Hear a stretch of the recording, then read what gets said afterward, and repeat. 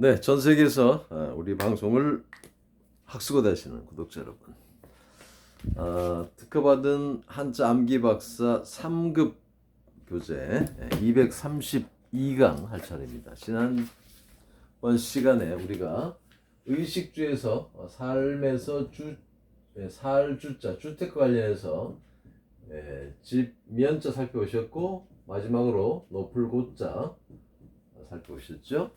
오늘 이 높을 고자 비슷한 이 대골의 모습, 궁골의 모습, 즉 큰 집의 모습을 본뜬 이 서울경자를 살펴보겠습니다. 서울경자는 오늘날로 말하면 이제 고층 빌딩, 예전에 임금님이 살던 그 대골들, 경복궁이나 창경궁, 덕수궁 같은 데 가시면 이제 한옥집, 큰 집들이 있잖아요. 임금님이 보통 그런 데 살았잖아요. 벼슬하는 사람들도 그렇게 집을 크게 짓고 살았을 겁니다. 그런 큰 집들의 모습을 이렇게 간략화한 글자죠. 그래서 이 글자가 원래는 큰 집 경자, 즉 클 경자입니다. 크다, 클 경자, 클 경자, 크다의 뜻이 있는 거예요. 근데 이런 큰 집들, 대궐들은 주로 어디에 있었습니까? 그렇죠. 수도에 몰려 있었죠. 우리 한국의 수도는 서울이니까 서울경 그랬습니다. 수도의 뜻이 있습니다. 북쪽에 있는 수도 북경, 동쪽에 있는 수도 동경, 그렇죠. 서쪽에 있는 수도 서경, 남쪽에 있는 수도 남경, 이런 식으로 불렀습니다. 그러니까 중국이 세계를 제패했다기보다는 하여튼 그 한국에서 봤을 때는 중국이 가장 큰 나라였을 때, 중국은 북경, 가장 북쪽에 있는 서울이 북경이었고, 한국은 서울을 우리가 우리는 서울이라고 합니다만 중국 사람들이 봤을 때는 동경이 더 큰 도시였나 봐요. 하여튼 그렇습니다. 이 경자가 크다의 뜻이 원뜻이고, 발전해서 그런 큰 집들이 몰려있는 수도 서울 경자가 되었다. 이 큰 집 위로 해가 떠올라 보세요. 대궐 위로 해가 쫙 떠올라 보세요. 대궐이를 해봐야 오늘날로 보면 한 2층이나 3층 정도 되겠죠. 전체적 높이는 한 5층 될지 모릅니다. 큰 집에 해가 쫙 떠오르면, 그렇다는 얘기는 이제 해가 대궐 위로 떠올랐다는 얘기는 한낮이 대낮이 되었다. 얼마나 밝겠습니까? 대낮이면. 그래서 볕경자입니다. 볕경자. 보습이 상당히 이제 보기 좋았기 때문에 볕경자이면서 경치, 경관, 배경 이런 단어에 사용됩니다. 당연히 해가 대골에 이렇게 해가 떠오르면 그 대골에 해가 비치는 뒷부분은 뭐가 생겨요? 그림자가 생기죠. 장식이라고 했죠. 이 터럭 삼자는 장식입니다. 그래서 그림자는 건물의 장식이죠. 실제는 아니죠. 그래서 그림자 영자입니다. 영향. 나의 영향을 받는다고 해서 나의 그림자, 그늘에서, 이런 뜻이죠. 그늘 하에, 이런 말도 되겠죠.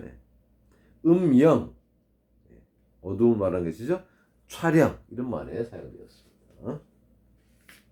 여러분들 대궐에 들어가면 대궐이 집이 크면 클수록 어때요? 서늘합니다. 집이 크면 클수록 벽이 두껍고 지붕이 높고 천정이 높고 이러면 여름에도 들어가면 시원하죠. 지금도 시골에 여러분들 가셔서 그런 거 한옥집, 옛날 한옥집, 아주 대골 같은 한옥집에 들어가시면 한여름에도 그닥 덥지가 않죠. 그래서 서늘할 양자입니다. 그런 의미에서도 되고, 또 대궐이라고 하는 것이 상징하는 권력자의 집에 가게 되면 안 춥더라도, 더운 여름에 가도 안 춥더라도 사람이 쫄아들어요. 그렇죠? 그래서 우리가 쫄아든다는 얘기는 벌벌 떤다는 얘기 아니에요. 언제 벌벌 떨어요? 추울 때. 그래서 서늘할 양자입니다만 그런 뜻도 있습니다. 촬영하다, 황량하다, 그다음에 남양 특집할 때 쓰죠. 서늘할 양자입니다. 이 서늘할 양자를 청량리 할 때는 물수도 써요. 물수자도 요즘 물수자 쓰는 글자가 청량리 할 때 이거 쓸 때도 있어요. 청량제 씁니다. 혼용돼서 쓰이는 경우들이 꽤 있습니다. 어떤 쪽을 써도 문제는 없겠습니다. 자, 이 큰 대골이 상징하는 그 글자와 손이 들어가면 뭐냐?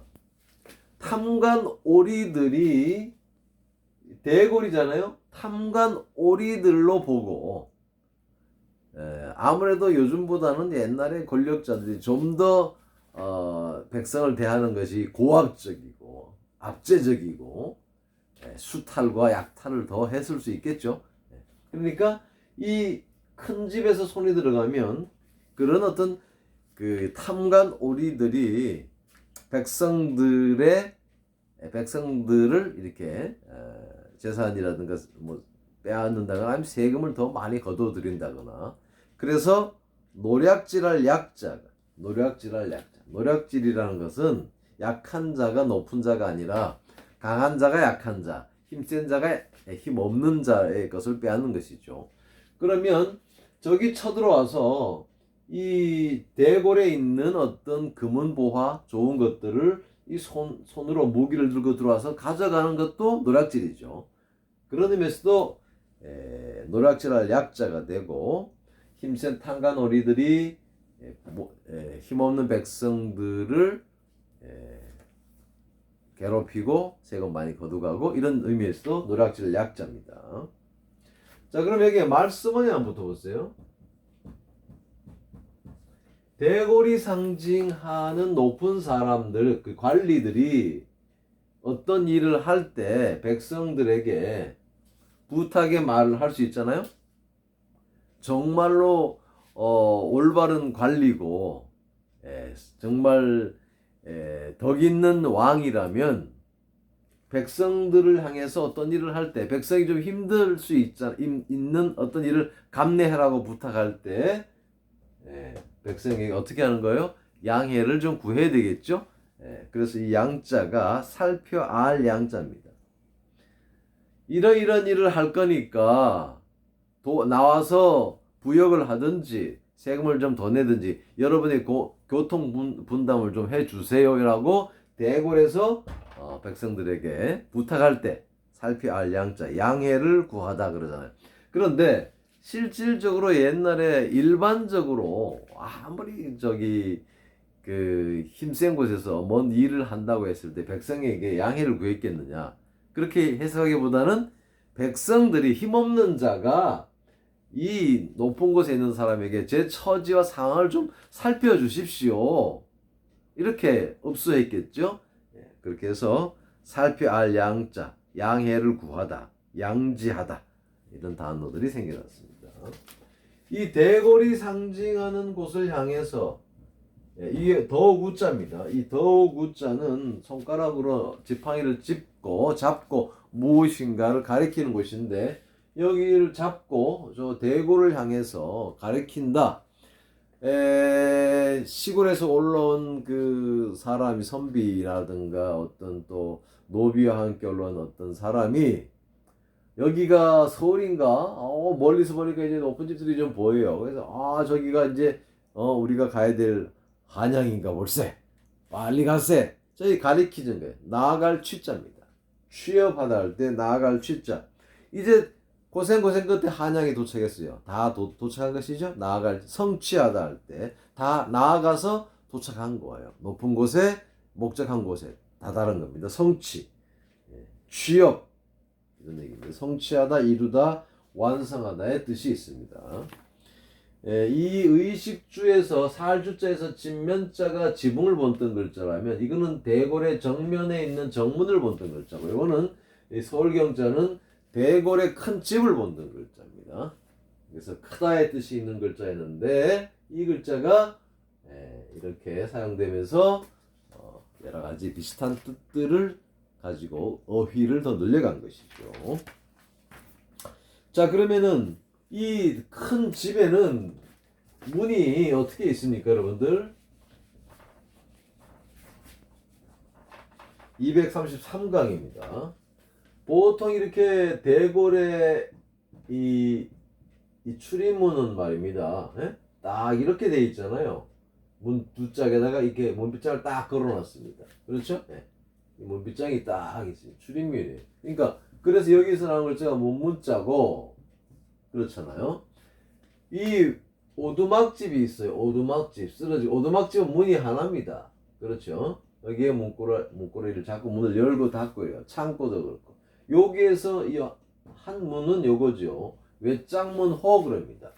지게호 그러는 것은 지게호 이라는 것은 지게를 이 어깨에다가 지잖아요. 어깨 위치에다가 이 문이 마치 이 그 어깨 정도 위치에 집에서 보면 어깨 정도 위치에 달려 있어서 지게호라고 했는지도 몰라요.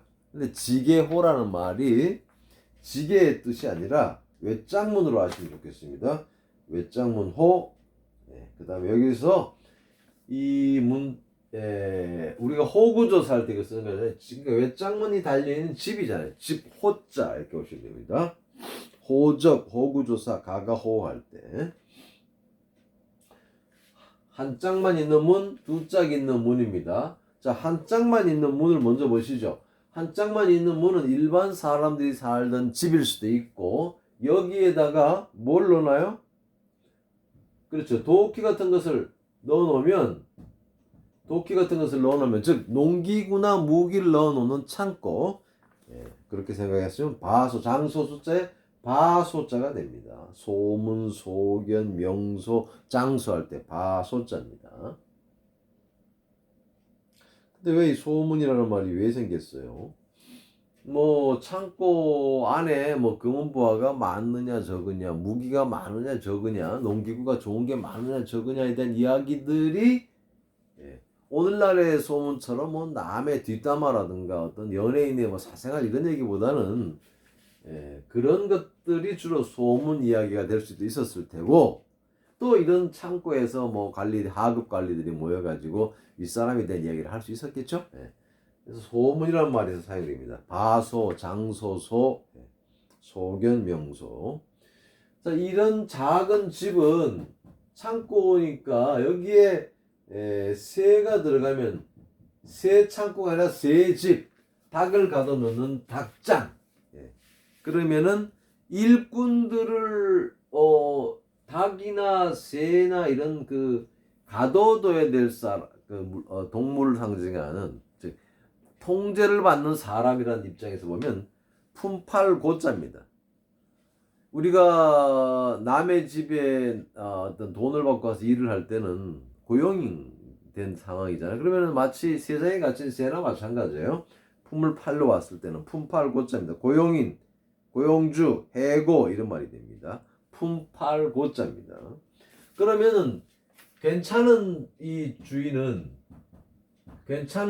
이 일꾼들을 어떻게 대해야 돼요? 일꾼들을 머리 혈자잖아요. 괜찮은 주인은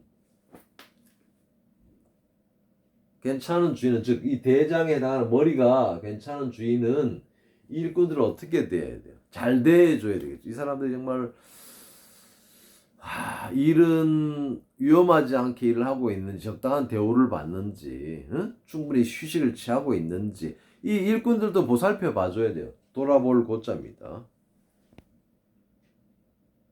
여기에서 이제 삼고초려라는 말도 나오고 고객이라는 말도 나오고 고문이라는 말도 고문이 뭐 누구를 힘들게 한다는 고문이라기보다도 그렇죠. 돌아볼 고자입니다. 자, 이게 외장문이 창고, 새집, 개장으로 보면 개장에 갇힌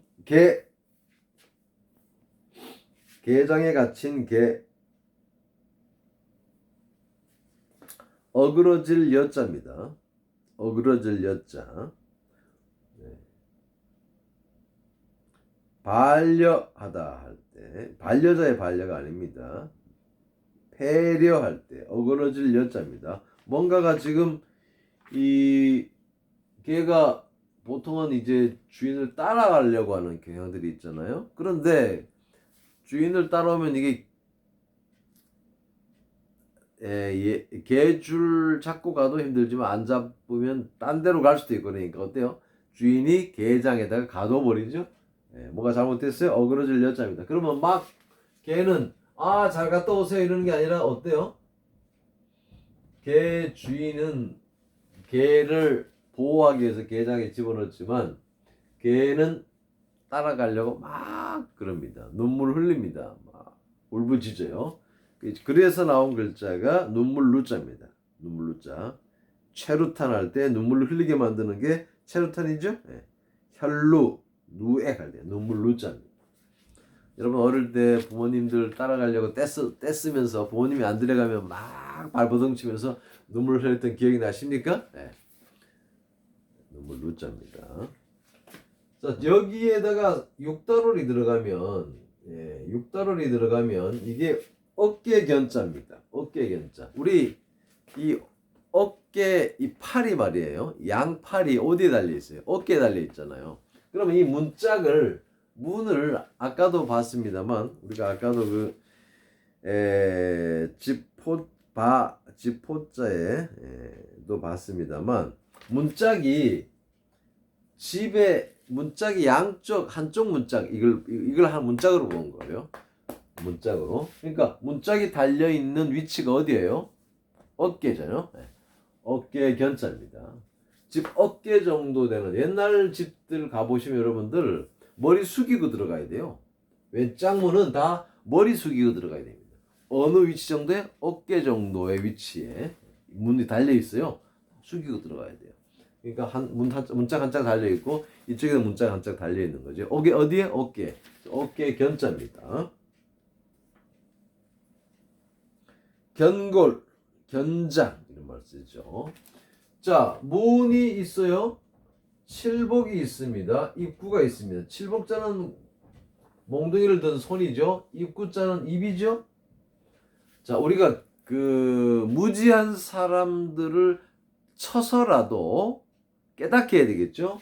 무지한 사람을 쳐서라도 깨닫게 합니다. 뭘로? 말로. 문을 열어주는 거예요. 무지몽매한 상태의 문을 열어줘서 이 사람이 새로운 세상을 보게 하는 거예요. 새로운 세상은 문을 열어야 보는 거 아니에요. 상징적인 어떤 문을 열어주는 것이 그래서 이걸 뭐라 그래요? 계몽.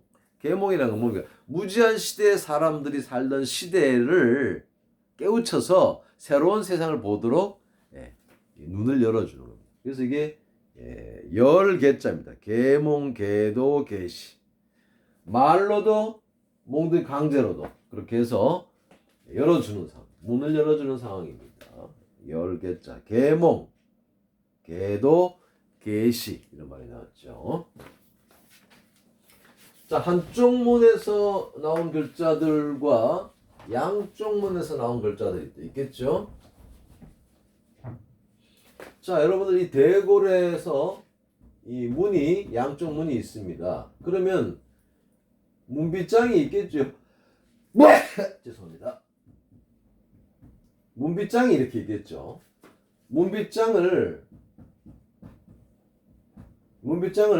양손으로, 양손 공짜죠. 두 손으로 들고 문빗장을 옮기면 문을 여는 것이죠. 열개자고 반대로 이 문빗장에다가 문빗장을 꽉 못 열도록 이렇게 채워버립니다. 그럼 뭐예요? 그렇죠. 다들 패자. 개패죠.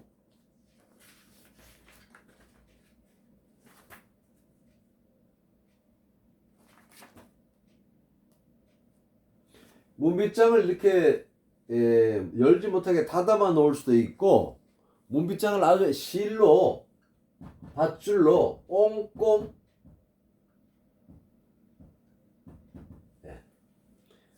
밧줄로 꽁꽁 이거는 이제 실사하고 쌍쌍투 관자죠. 그러니까 이거는 아예 그냥 이 대문을 나무로 그냥 이렇게 딱 막아놓은 정도가 아니라 밧줄로 꽁꽁 묶어놓은 그걸 뭐라고 해요? 빗장이 이 문을 닫는 걸 빗장이라 문빗장이라 그래요. 문빗장. 문빗장 관자입니다. 문빗장 관자야. 원래는 빗장 관자야. 닫을 관자입니다. 꽁꽁 묶어놔서 열지 못하게 닫아놓은 상태예요. 그러면 양국이 두 나라가 꽁꽁 문을 닫아버리면 어떻게 돼요? 그거 뭐 이제 그거를 우리가 쇄국 정책 뭐 이런 말 쓰잖아요. 문을 열어야 될 거 아닙니까? 그러니까 이 빗장이라는 것은 두 나라의 관계를 맺을 것인가, 관계를 차단할 것인가에 문제이기도 해요. 이 문빗장이라는. 그래서 여기서 관계할 관자가 된 거예요. 빗장 관자, 닫을 관자가 원뜻이고 관계할 관자가 된 거예요. 빗장을 연다는 것은 관계 개선을 하자는 거고 관계를 맺자는 거죠. 그래서 관계할 관자입니다. 관계, 관심, 무관.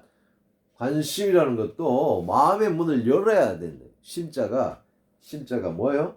관심할 때 심자가 마음 심자인데 빗장, 마음의 빗장을 열어야 그게 관심이죠. 관심을 보이는 거죠. 관심을 닫아버릴 수도 있고 안 가질 수도 있잖아요. 그것은 마음의 빗장인 심장, 마음을 닫아버리는 것이죠.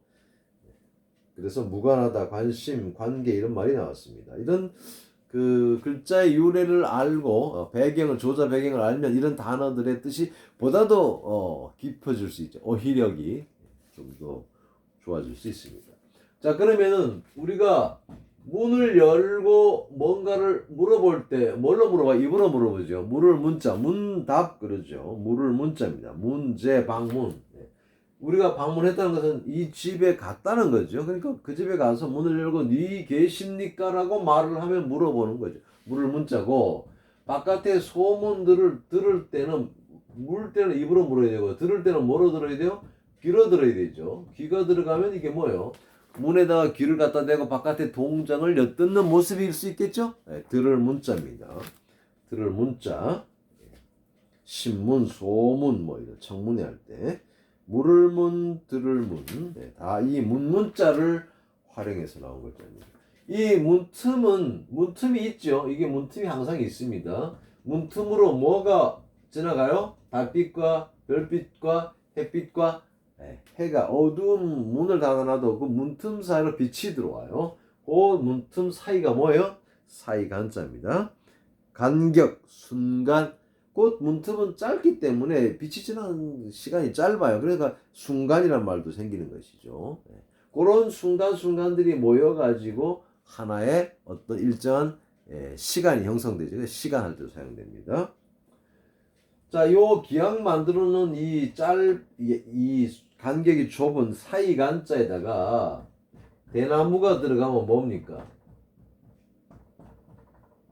대나무도 이렇게 대나무 자체가 둥글기 때문에 쪼개가지고 넓적하게 한다 할지라도 대나무 자체로는 판때기처럼 넓을 수는 없어요. 요 정도 좁은 판때기밖에 안 만들어지죠. 그 좁은 판때기에다가 글을 썼어요. 이걸 모아서 나중에 만든 게 뭐예요? 그렇죠. 이게 나중에 책자잖아요. 그러니까 좁은 대나무 요 판때기에다가 이걸 죽간이라 그러죠. 죽간에다가 대쪽 간자인데 대쪽이라면 좁아. 그 대쪽에다 글 썼어요. 죽간, 간략, 간단, 간소화. 대쪽 간자입니다. 좁은 대나무를 다듬어서 모아서 오늘날로 말하면 노트를 만든 거예요. 공책을 만든 거예요.